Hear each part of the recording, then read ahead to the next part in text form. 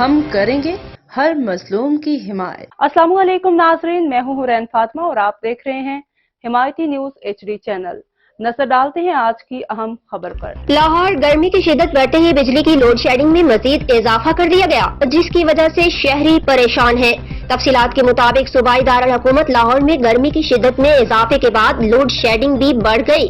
دیہی علاقوں میں 4 سے 5 گھنٹے اور شہروں میں 2 سے 3 گھنٹے کی لوڈ شیڈنگ کی جا رہی ہے۔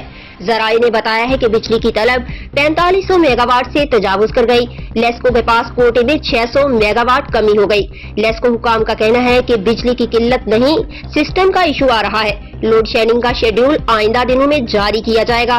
خیال رہے نیشنل ڈیزاسٹر مینجمنٹ اتھارٹی نے صوبہ سندھ اور پنجاب میں گرمی کی لہر کا خدشہ ظاہر کرتے ہوئے شہریوں کو احتیاط برتنے کی ہدایت کی تھی۔